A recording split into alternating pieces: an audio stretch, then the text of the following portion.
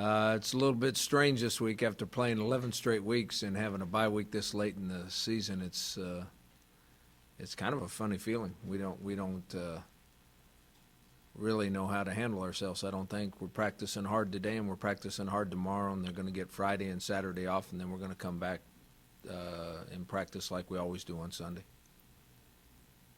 You almost switched it up a bit, adding some excitement to practice, just to keep players on their toes during the bye week. I don't know how you add excitement. We're going to practice just like today is actually, since we gave them some time off, today is actually a Tuesday practice.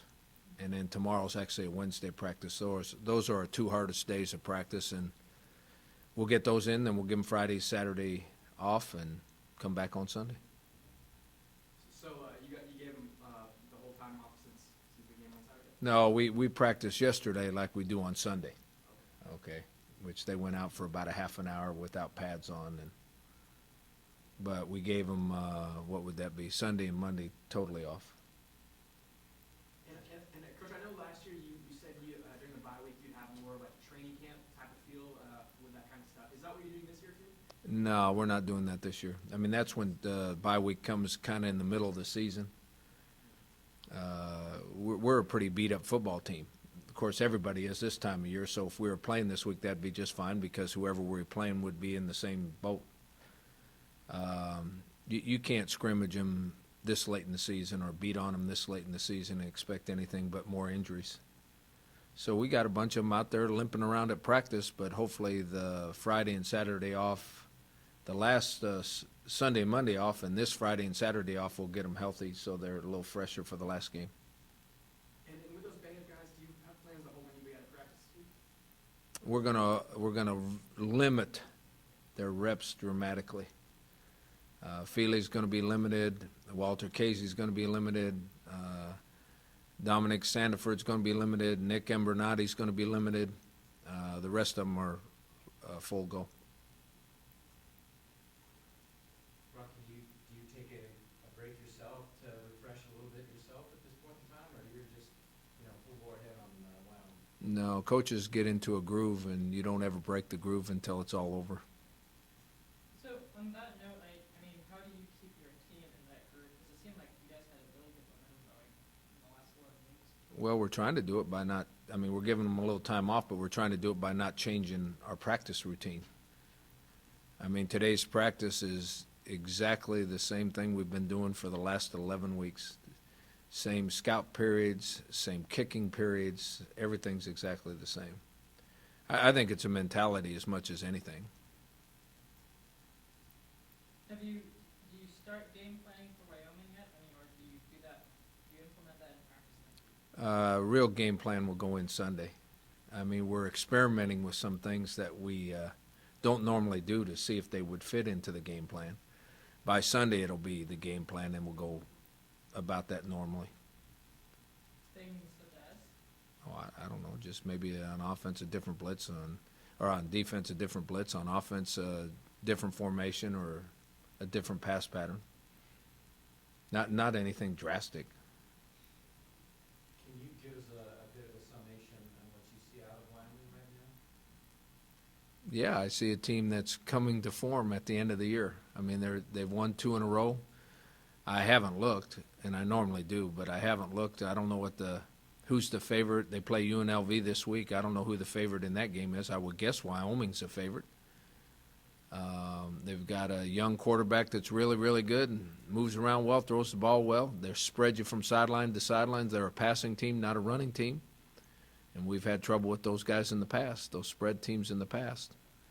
And if they win this week against UNLV, I'm sure they'll come into our game very confident and excited about trying to finish the season out 4-0 with 4 wins. Coach, are you concerned about that? The fact that they are a passing team? It's the first team like that you've faced since maybe Fresno? I'm concerned with every game.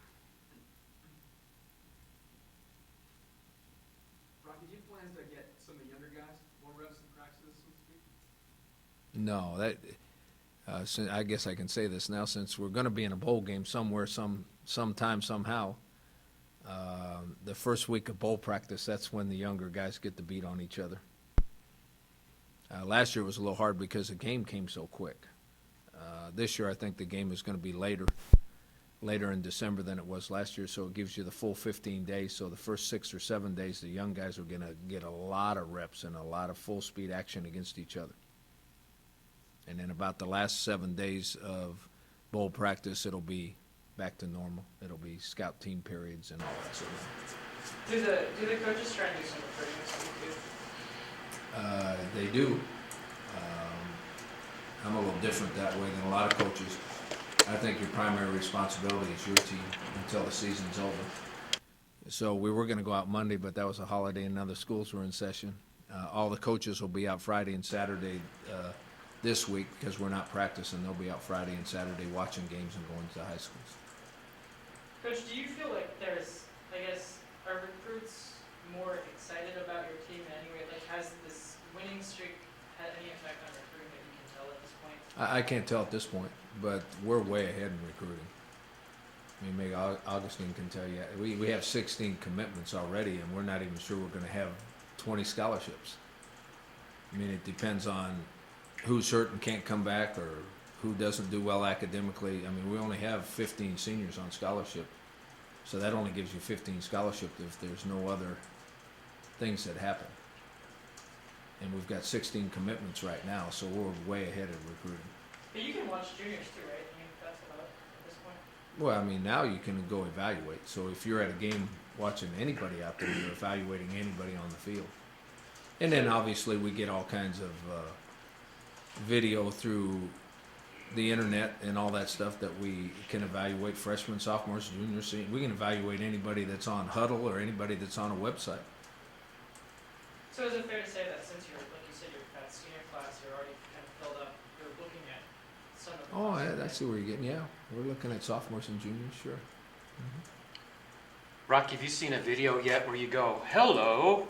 Have you seen that commercial where the kid gets the tackled, flips, keeps running down the I've field? seen that commercial. Have you seen a kid like that yet? A little video? You see kids like that every year. That it takes you about 4 plays to go. That's the guy we want. Of course, now every other coach says the same thing, you know. And then if you get them, most of them turn out that way. Rocky, any thoughts on, I guess, the Big East releasing their alignments like the West and East? Is that what you expected? Things that Yeah, that was what I was hoping for. I was hoping there was a plan floating around out there that they were going to have a blue and a red division,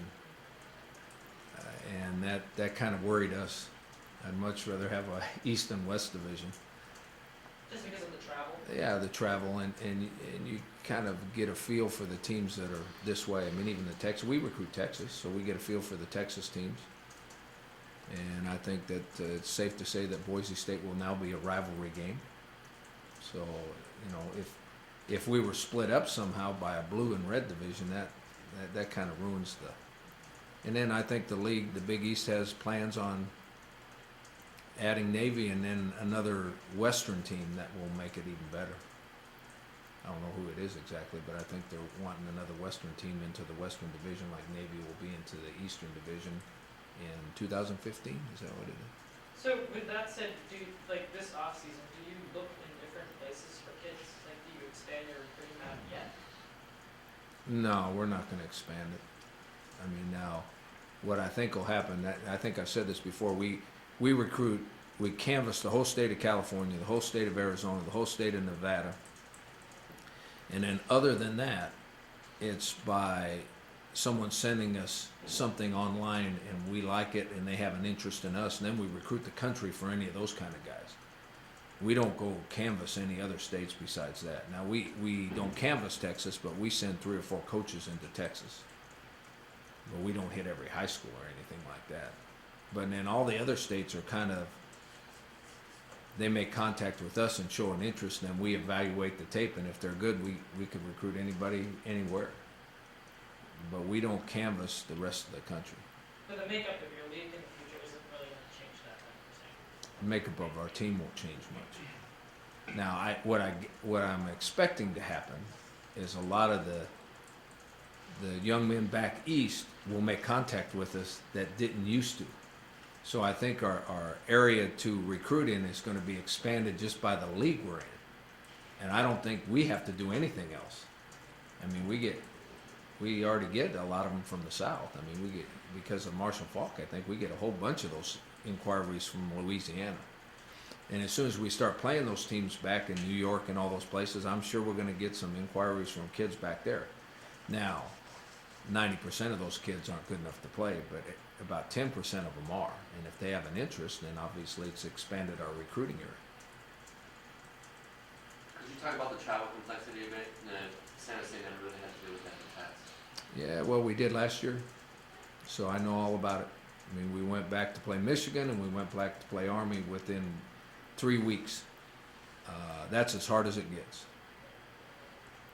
How do you, I guess, how do the guys manage, like, classes and missing classes and things like You, that? you don't miss class. I mean, you don't miss class any more than you normally would. Because we're lucky enough at this level to have charter flights. So you just leave a little bit earlier on Friday morning and you get home a little bit later on Saturday night or Sunday morning. You get home Sunday morning at 2 or 3 in the morning. We've already done that by playing at 8:30 at night. We got home at 4 o'clock in the morning from Boise. So what difference does it make if we get home at 4 o'clock in the morning from New York? I mean, it doesn't make any difference. I think the time zones, I don't believe that makes a difference. I think what happens is when you go back east, the next week is affected.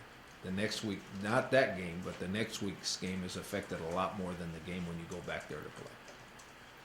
Because I've had some experience going to Hawaii, and it's never the Hawaii game that's the problem. It's the game after the Hawaii game that's the problem.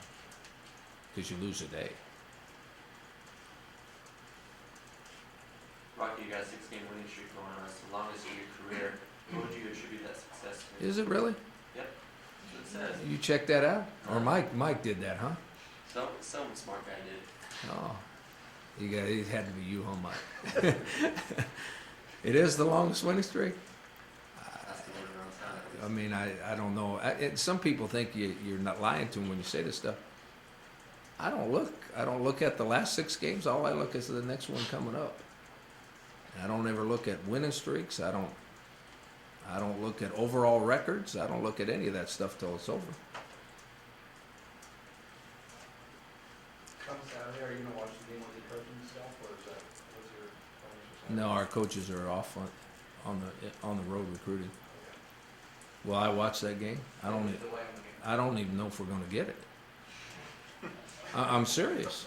I looked on the games that are on TV, and they're on Wyoming channel, and they're on Roots or something like that. I mean, do we get any of that?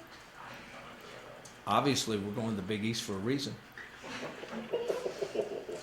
All the Big East teams are on TV. Did you have to find on the internet? I could do it on the internet. That's no fun, though.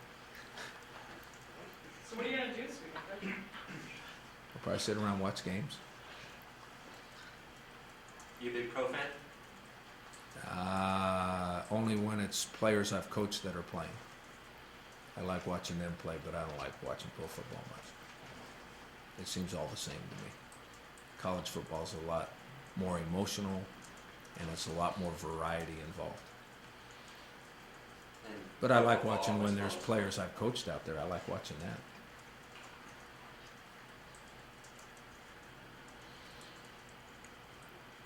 Okay, I know, like when Cass, for example, he was out for the season, is that still true? I mean, how's his progress? Yeah, I mean, that's Even with a late bowl game? yes. I mean, I don't know exactly how, but when I ask the doctors, they say it's months of rehab, not weeks, months.